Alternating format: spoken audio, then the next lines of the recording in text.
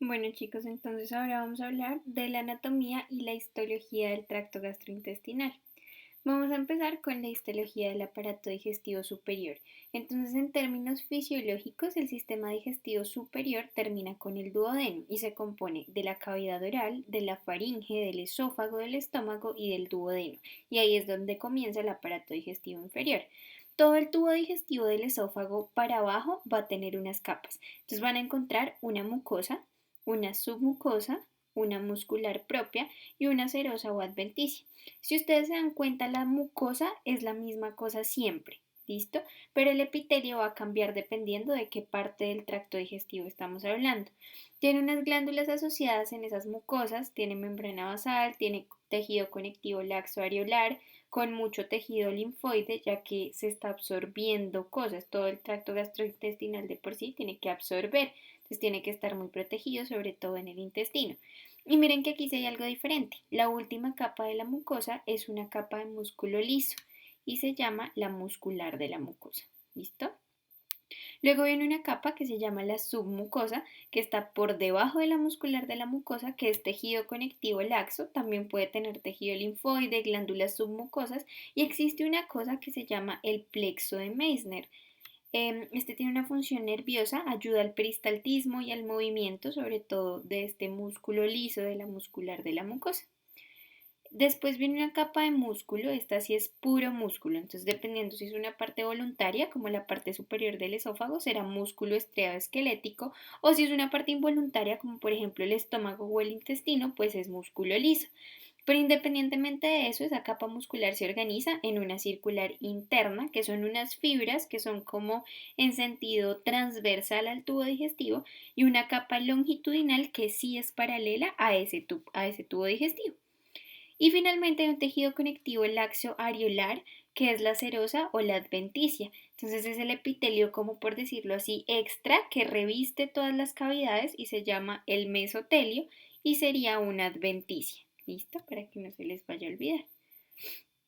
Entonces hablemos un poquito de la histología del aparato digestivo superior, empezando por los labios. Entonces los labios van a tener una región del bermellón, que es como la parte externa, que está compuesta por epitelio estratificado plano queratinizado y tiene una región interna, que es la mucosa oral como tal, que ya está compuesta por estratificado plano no queratinizado. Aquí vemos la placa de la región del bermellón, que es un epitelio estratificado plano y está queratinizado.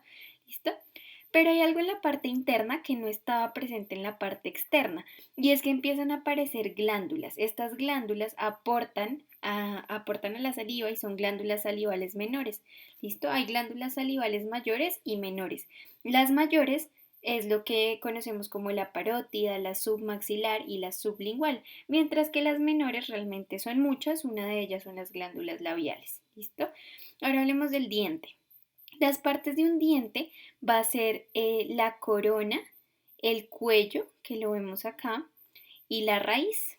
El cuello va a estar cubierto por encía y el centro del diente por la raíz en la parte más profunda del hueso.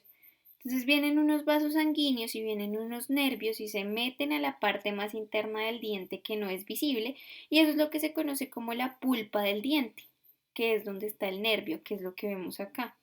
¿Listo?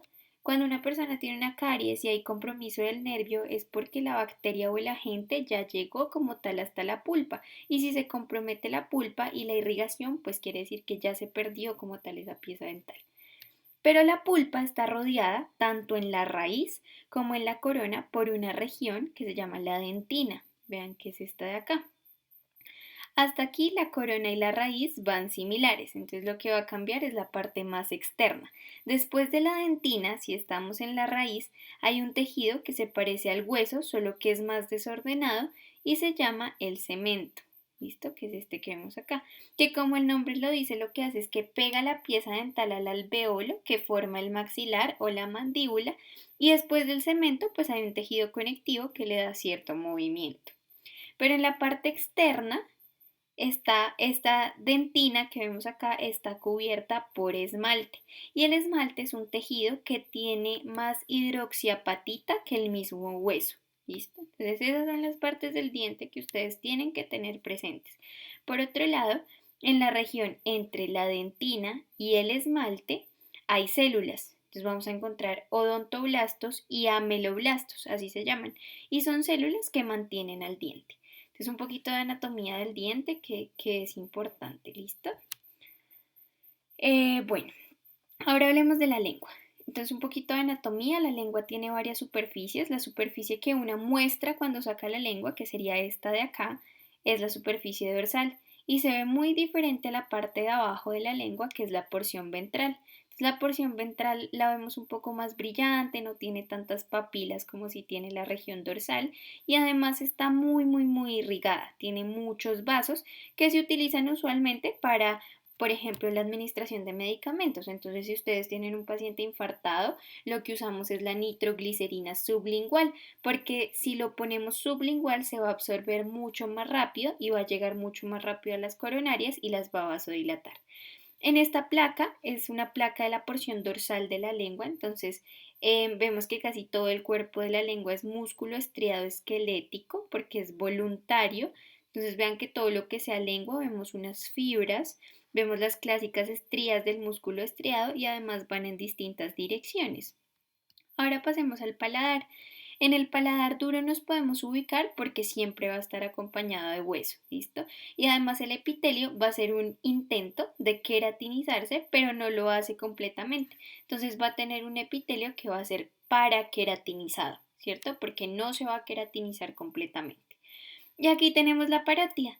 La parótida es una glándula salival acinar y serosa, también la podemos reconocer por la cantidad de tejido adiposo que tiene, ¿listo? Para que vean acá. También encontramos nervio, que adentro tiene unos axones rodeados por mielina, y el nervio que va a atravesar la parótida es el nervio facial, para que no se les olvide. Aquí entonces ahora hablemos de la glándula submaxilar. Entonces la siguiente placa es muy parecida a la parótida, ya que es una glándula compuesta acinar, la mayoría serosa, pero también tiene acinos mucosos, ¿listo? Entonces la glándula submaxilar es una glándula exocrina, es túbulo-acinar, es mixta de predominio seroso y también tiene unos conductos estriados. Aquí por este lado vemos el esófago. El esófago se divide en tres segmentos, en el segmento superior, en el medio y en el inferior. Este es un tubo de más o menos 25 centímetros. Recordemos que comienza en la faringe, más o menos a nivel del cricoides, y termina atravesando el diafragma y desemboca finalmente en el estómago. Eso como un poquito de anatomía. El epitelio del esófago, recordemos que es un epitelio plano. em, Estratificado plano no queratinizado, listo, es un epitelio que es muy grueso, es casi de 1 milímetro. Puede tener células endocrinas, pero en general son células epiteliales que están estratificadas. En la lámina propia vamos a encontrar de todo tipo de células, entonces vamos a encontrar linfocitos, vamos a encontrar eosinófilos, plasmocitos, fibroblastos, vamos a encontrar también colágeno. Em, en la submucosa hay algunas fibras elásticas, pueden encontrar glándulas, sobre todo en la parte más inferior, ¿listo? Estas glándulas, ¿qué es lo que hacen? Van a producir un moco. En la parte de arriba casi no vamos a tener estas glándulas, porque arriba están las glándulas salivales, entonces donde más necesitamos que haya lubricación es en la parte inferior del esófago. Entonces las glándulas en la submucosa solo van a estar, recuerden, hacia la parte inferior. ¿Listo?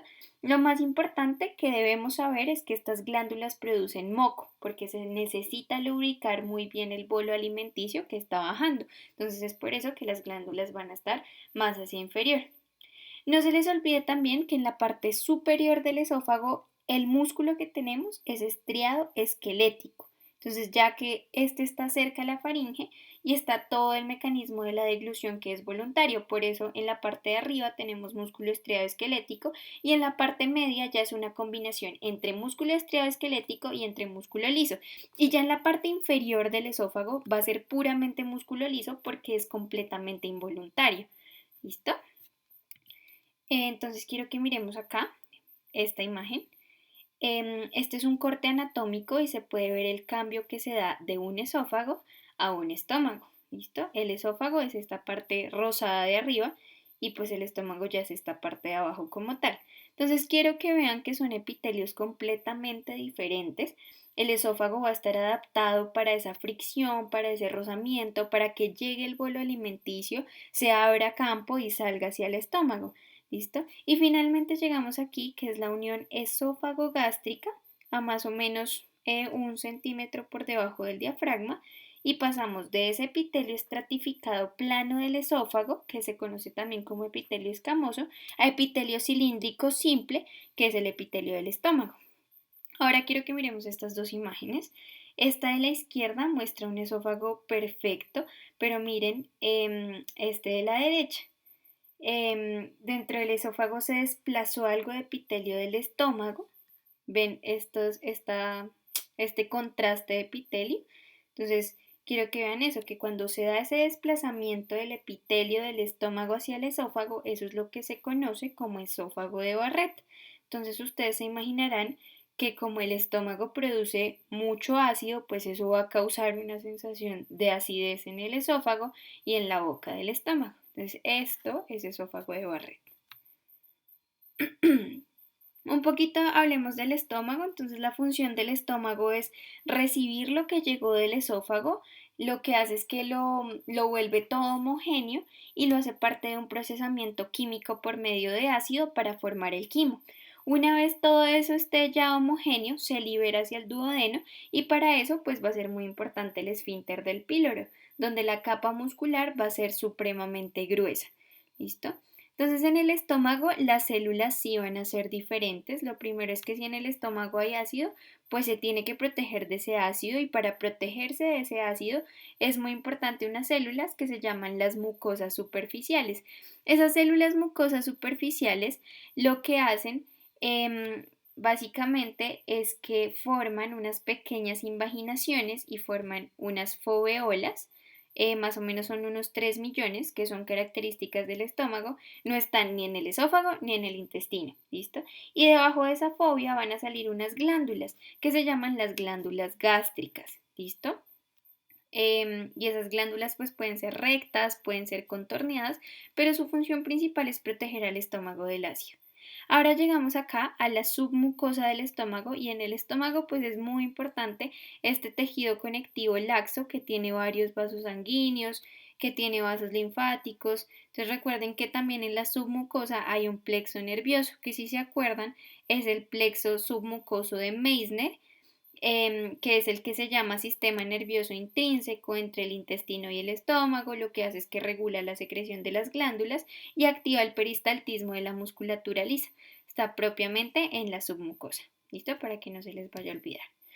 En el intestino ya sea delgado o sea grueso va a tener exactamente las mismas capas. Lo que cambia van a ser las células. Entonces, del intestino, del duodeno, del yeyuno, del ilion, ¿listo? Anatómicamente no va a haber un límite claro como tal para separar el duodeno, el yeyuno y el ilion, pero histológicamente sí lo hay. Bueno, entonces la primera célula que en el estómago no estaba y que ahora sí aparece va desde el intestino delgado hasta el intestino grueso y son las más importantes que son los enterocitos. Si ustedes se acuerdan del caso de diarrea, los enterocitos son células expertas en la absorción. Es la célula casi que más importante, diría yo, porque va a formar todo el epitelio cilíndrico simple del intestino con las microvellosidades, ¿se acuerdan? Que era el famoso borde en cepillo que tenía el glicocálix que producía enzimas para degradar los alimentos, ¿listo? Entonces su función principal es absorber lípidos, proteínas, carbohidratos, etc. La célula caliciforme es una gran célula que tiene forma de cáliz que manda al moco hacia la región apical y el núcleo se va hacia basal. Entonces genera mucho moco y genera distintos tipos de moco. ¿Listo? ¿Para qué genera este moco? Pues para dar una protección mecánica e inmunológica. Entonces quiero que lo veamos aquí. Veamos acá que estas células rosadas gigantes, es que no se ve ya, estas células rosadas gigantes que vemos acá son las células caliciformes y esta parte rosada superior, perdón, es el moco que tapiza como tal toda la región. Entonces estas células producen mucho moco para proteger como tal al intestino, perdón. Tenemos también células enteroendocrinas, entonces de estas existen dos tipos, las células I y las células S. La enteroendocrina tipo I produce colecistoquinina, sobre todo en el duodeno y en la porción proximal del yeyuno. Si ustedes se acuerdan, la colecistoquinina es muy importante para la contracción de la vesícula. Y las células tipo S secretan secretina, ¿listo? ¿Se acuerdan? La secretina lo que ayuda es a la secreción pancreática y gástrica. Bueno, también están las células M. Las células M son unos enterocitos que básicamente tienen una función inmunológica. Entonces, sobre todo, forman ciertos compartimentos a linfocitos, sobre todo a los linfocitos B, y le dan una función como tal inmunológica a toda la pared intestinal. Y está la célula de Panet, que también es una célula inmunitaria que secreta varias cosas inmunitarias. Pues esto debido a que el sistema digestivo tiene que buscar muchas formas para defenderse debido a que está supremamente expuesto. ¿Listo?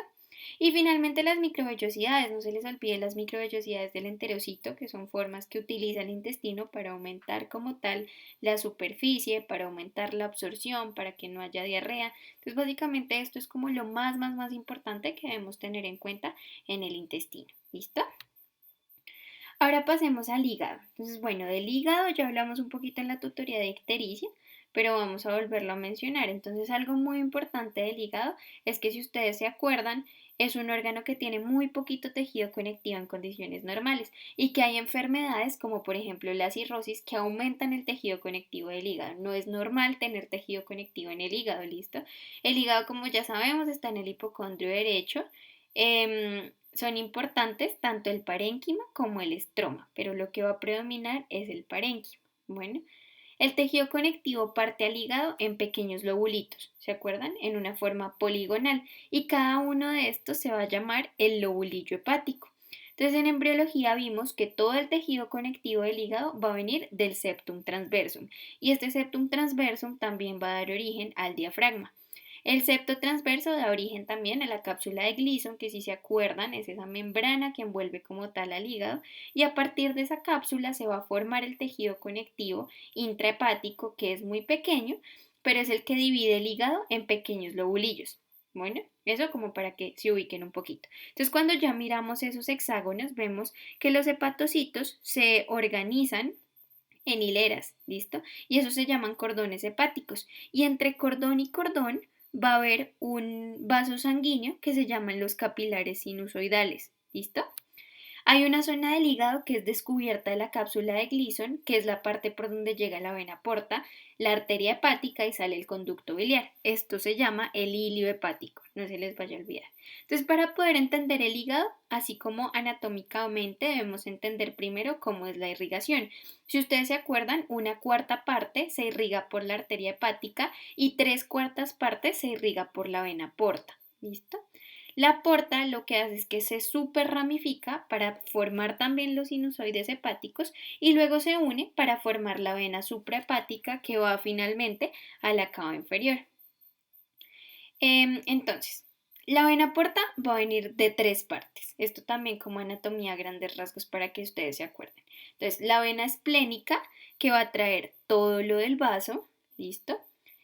La mesentérica superior que le va a traer la sangre desde el intestino delgado y gran parte del intestino grueso, y la mesentérica inferior que viene de la última parte del intestino grueso.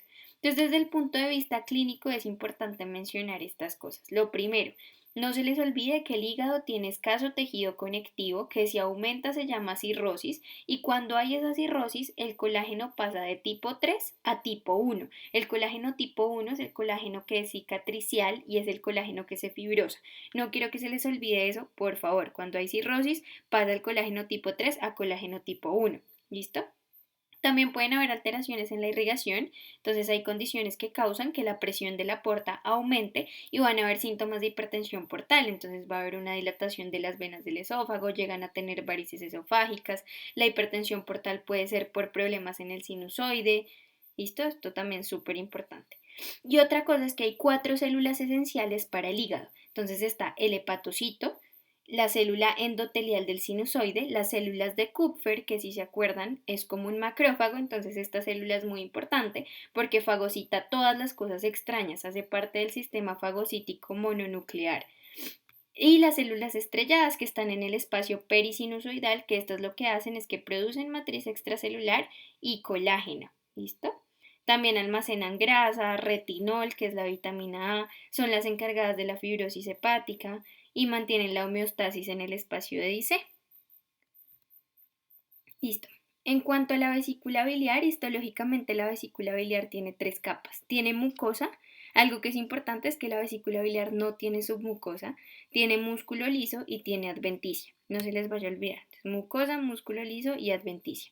Muchas veces también se van a formar cálculos, los cuales se pueden formar por algunos agentes que lo favorecen. Entonces hay un concepto que es el triángulo de Admiral-Small. Este dice que la bilis tiene tres componentes esenciales y que si están bien balanceados, pues está perfecto, no hay formación de cálculos. Pero si hay algún desbalance, pueden generar cálculos. Entonces esto está dicho por colesterol, por ácidos biliares y por lecitina. Y cada línea va de 0 a 100%, 0 a 100% y 0 a 100%. ¿Listo? Entonces, básicamente, ¿qué quiere decir? Esta fase 1 es cuando tenemos poco colesterol y tenemos muchos ácidos biliares y tenemos mucha lecitina. Entonces es como una fase de protección donde no se van a formar los cálculos. Pero por ejemplo aquí en la fase 2 y en la fase 3 veamos que ya el nivel de colesterol empieza a aumentar, ¿listo? Y por ejemplo en la fase 4 ya no hay ácidos biliares y ya no hay tanta lecitina. Entonces pues básicamente la fase 2, la fase 3 y la fase 4, donde hay mucho colesterol, es donde hay mayor riesgo de formación de cálculos. Adicionalmente, no se les olviden los conceptos importantes, entonces cuando hablamos de que hay un cálculo en la vesícula se llama colelitiasis, cuando hay inflamación de la vesícula se llama colecistitis, si hay un cálculo en el colédoco se llama coledocolitiasis y cuando está todo junto, cálculos en la vesícula, cálculos en el colédoco e inflamación, se llama colecisto-coledocolitiasis. ¿Listo? Esas son cosas que a ustedes no se les pueden olvidar, traten de no confundirse con esos términos. Ahora hablemos un poquito de anatomía del tracto digestivo superior, o sea, ya hablamos a grandes rasgos de la anatomía, pero aquí vamos a hacer como un poco más de énfasis, ¿listo? Entonces, ay, perdón. Entonces, en la lengua, los 2 tercios anteriores está dada por la rama lingual del trigémino y el tercio posterior lo inerva el nervio facial. Esto no se los vaya a olvidar, a mí me lo preguntaron en mi parcial, entonces los 2 tercios anteriores los da el trigémino y el tercio posterior está dado por el nervio facial. ¿Listo? Las funciones motoras las da el hipogloso. Los músculos extrínsecos están inervados por el nervio vago y los músculos de la masticación por el trigémino. Esas son cositas, yo sé que son muy específicas, pero traten de aprendérselas, ¿listo? Entonces vamos a hablar del esófago. El esófago comunica la faringe con el estómago, atraviesa el cuello, el tórax y llega al estómago, mide entre 25 y 30 centímetros. Este va a comenzar a nivel del borde inferior del cartílago cricoides, más o menos a nivel de C6, y termina entre T11 y T12, ¿listo? Entonces, este esófago tiene una porción que es cervical, que va desde aquí, desde C6, más o menos hasta acá. Tiene una porción torácica, que es la más grande, que es toda esta que vemos acá, y tiene una porción abdominal, que es esta que vemos aquí. ¿Listo? Existen también unas constricciones que son como constricciones fisiológicas, son los lugares donde se estrecha el esófago y es completamente normal. ¿Listo? Entonces el primer lugar es en el borde inferior del cartílago cricoides a nivel de C6, más o menos en la región cricofaringea.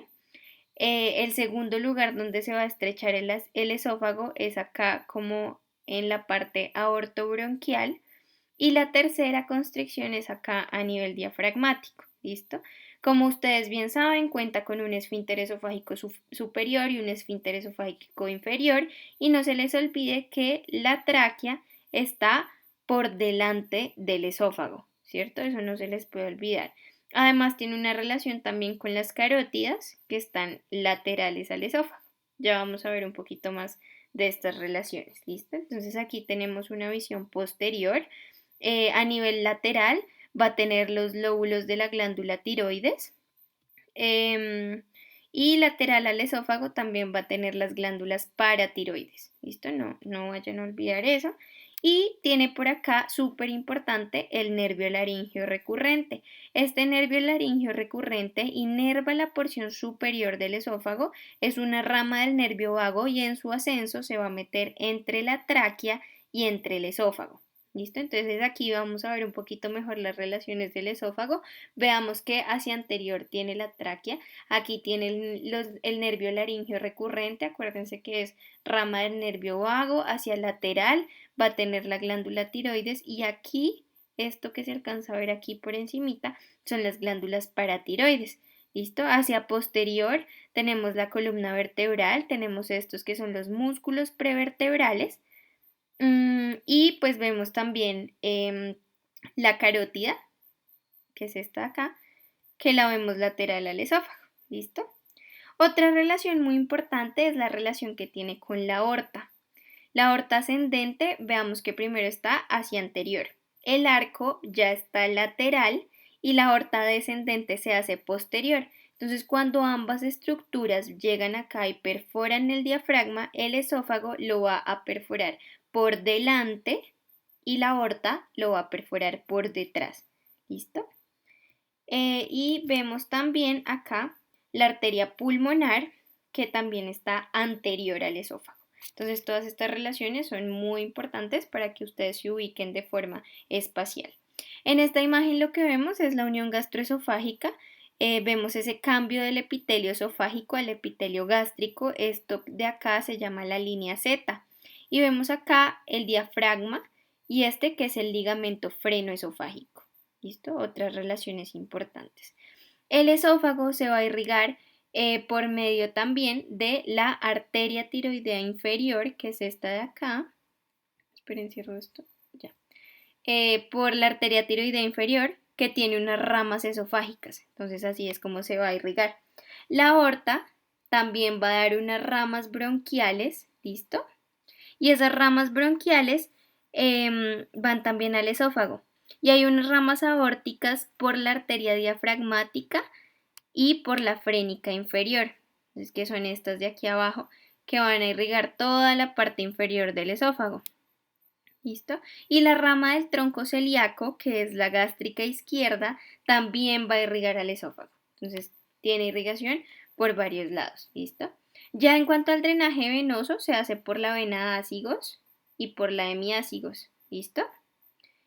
Hacia arriba, pues las intercostales superiores y la vena tiroidea inferior también va a realizar el drenaje venoso. ¿Listo? ¿Qué más de acá es importante? Bueno, otra cosa importante es que la inervación se da por el sistema nervioso autónomo y es inervado por el nervio vago. Bueno, listo. Entonces sigamos acá. Bueno, esta otra cosa que les iba a decir es que en la parte inferior del esófago hay una anastomosis entre ambas circulaciones, entre la circulación sistémica y entre la circulación portal, en el momento de hacer ese drenaje venoso. ¿Listo? Entonces, esta parte de acá, que está en azul claro, es la vena gástrica izquierda. ¿Listo? Y esta va a drenar en el sistema portal. Veamos acá. ¿Listo? Entonces la vena gástrica izquierda drena como tal en el sistema portal, pero aquí, en esta parte distal del esófago, también vemos lo que es la vena tiroidea inferior, ¿listo? Y la vena tiroidea inferior sí va a drenar en la porta. Entonces vamos a ver esta conexión como si está anastomosis y es por esto que se forman las venas, las varices esofágicas, ¿listo? Entonces es por esta anastomosis que se van a formar las varices esofágicas. Ya en cuanto al estómago, ¿qué quiero que sepan del estómago? Que tiene 4 porciones, ¿se acuerdan? Entonces tiene el cardias, el fondo, el cuerpo y el píloro, ¿listo? Además tiene dos curvaturas, tiene una curvatura mayor y tiene una curvatura menor. Y tiene dos caras, tiene una cara anterior y tiene una cara posterior. ¿Listo? Hacia anterior, entonces va a estar la pared anterior del abdomen, el lóbulo izquierdo del hígado, que vemos que, bueno, no sale en la foto, pero aquí está levantado por una pincita. Entonces, hacia anterior también va a tener este lóbulo izquierdo del hígado. Va a tener también el diafragma y en algunas ocasiones el colon transverso. ¿Listo? Hacia posterior va a tener también el diafragma, va a tener el tronco celíaco, va a tener la glándula suprarrenal izquierda, parte del riñón izquierdo, la cara anterior del páncreas, que también es súper importante, y el mesocolon transverso. ¿Listo? Aquí lo que quiero que vean es esto que está en verde, se llama bolsa omental. Entonces este separa la cara anterior del páncreas de la cara posterior del estómago. ¿Listo? Y este que vemos acá es el vaso. ¿Listo? Este tiene una relación con la curvatura mayor del estómago. Y los repliegues que sostienen al estómago van a ser el epiplón menor, que es este de acá, ¿listo? Específicamente el ligamento gastrohepático, y el epiplón mayor, que es todo este, que cuelga como un delantal de la curvatura mayor. Por arriba, no se ve, pero por arriba vamos a encontrar el ligamento gastrofrénico, que es el que pega el diafragma con el estómago, y el gastroesplénico, que es el que va a pegar como tal el vaso con el estómago. ¿Listo? En cuanto a la irrigación, pues más del 90% va a depender como tal del tronco celíaco. Entonces, la arteria gástrica izquierda es rama directa del tronco celíaco. ¿Listo?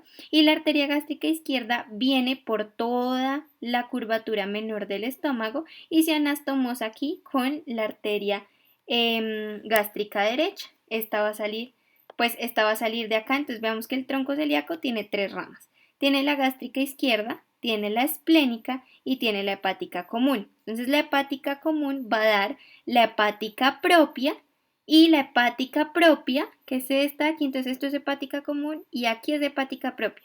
Y la hepática propia me va a dar la gástrica derecha. Entonces la gástrica derecha es rama de la hepática propia, que es rama de la hepática común, que es rama del tronco celíaco. Esto es súper importante. Entonces de aquí sale la gástrica derecha, se anastomosa con la gástrica izquierda y le dan la irrigación a toda la curvatura menor del estómago. ¿Listo? Y las gastroepiploicas son las que están a lo largo de la curvatura mayor. ¿Listo? Entonces la gastroepiploica izquierda va a ser rama de la esplénica y la gastroepiploica derecha es rama de la gastroduodenal. La gastroduodenal también es rama de la hepática común. Entonces la hepática común me va a dar la hepática propia y también la gastroduodenal. ¿Listo? Y la gastroduodenal entonces me va a dar a la gastroepiploica derecha y la gastroepiploica derecha me va a irrigar toda la curvatura mayor del estómago. No se les olvide, yo sé que es un poco difícil, pero pues es más cómodo de ubicarse espacialmente, ¿listo? Y de la esplénica también van a salir estas de acá, vean estas, que son las gástricas cortas, ¿listo?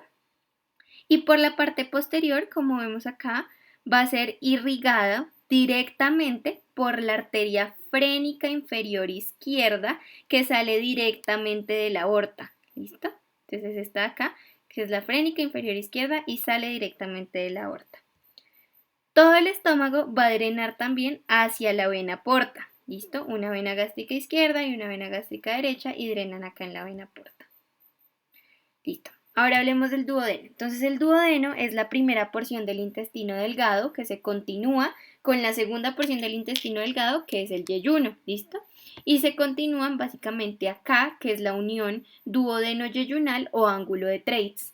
Entonces el intestino delgado tiene tres porciones, duodeno, yeyuno e ilion, y ese ilion desemboca en el ciego en el intestino grueso. Pero entonces hablemos del duodeno. El duodeno recibe ese nombre porque mide 12 pulgadas, que eso da entre 25 y 30 centímetros, y está conformado por cuatro porciones. Entonces tiene la porción superior, tiene la porción descendente, tiene una porción inferior y tiene una porción ascendente. ¿Listo? Entonces la segunda, la tercera y la cuarta son retroperitoneales, mientras que la primera porción es la más móvil del duodeno porque es intraperitoneal. ¿Listo? Entonces la primera porción también se llama bulbo duodenal, es esta que vemos acá, y se llama bulbo duodenal porque vean que es lisa. ¿Listo? Carece de todos estos pliegues semicirculares que tiene todo el resto del duodeno. Entonces hablemos de la porción superior. Vamos a hablar de una por una. Entonces, primero la porción superior. ¿Listo? La porción superior tiene posterior a la vena porta y al conducto colédoco, a la rama gastroduodenal, hacia superior tiene el hígado y ahí tiene la vesícula biliar. ¿Listo? Ahora hablemos de la porción descendente. La porción descendente está por delante del riñón derecho. ¿Listo? Posterior tiene a la uretra, tiene a la vena cava inferior y al músculo psoas mayor. Hacia anterior, como es un órgano retroperitoneal, va a tener el mesocolon transverso y al peritoneo parietal, diferente a la primera porción que solo está envuelta por peritoneo visceral, ¿listo? Como es intraperitoneal, solo tiene peritoneo visceral, mientras que la segunda, la tercera y la cuarta son retroperitoneales, entonces hacia anterior van a tener peritoneo parietal, ¿listo? ¿Qué más de acá? Entonces, bueno, acuérdense, súper importante que en esta segunda porción del duodeno desembocan los conductos pancreáticos y el conducto colédoco, ¿listo? La porción inferior, que es la tercera porción, va de derecha a izquierda, hacia posterior tiene al uréter derecho, tiene la vena cava inferior y a la aorta abdominal, hacia anterior va a tener la raíz del mesenterio y tiene una estrecha relación con la cabeza del páncreas, ¿listo? Hacia anterior también va a tener la arteria y la vena mesentérica superior, que son estas que salen de acá. Y la última porción, que es la porción ascendente, se une como tal al yeyuno y esta es la unión duodeno-yeyunal. ¿Listo? Y hacia anterior también va a tener peritoneo parietal. En cuanto a la irrigación, principalmente está dada por la gastroduodenal y la gastroduodenal tiene 4 ramas que no las vamos a poder ver bien acá, pero tiene la supraduodenal, la retroduodenal, las pancreatoduodenales posterosuperiores y anterosuperiores, ¿listo? Y estas se van a anastomosar también con 2 arterias de la mesentérica superior, que es la pancreatoduodenal posteroinferior, ¿listo? Y la anteroinferior. Entonces, básicamente van a salir de aquí de la gastroduodenal y van a salir de la mesentérica superior, ¿listo? Salen de acá y salen de acá y van a irrigar al duodeno. ¿Listo? Y en cuanto al drenaje venoso, son las venas pancreatoduodenales que van a drenar en la mesentérica superior y en la vena porta, que independientemente si drenan en la mesentérica superior, van a llegar como tal a la vena porta. ¿Listo? Y ya para terminar, pues quedaría la anatomía del hígado y de la vía biliar, pero esa la vimos ya en la tutoría de ictericia, entonces para que la revisen, ¿listo? Y eso sería todo. Si tienen alguna duda nos cuentan.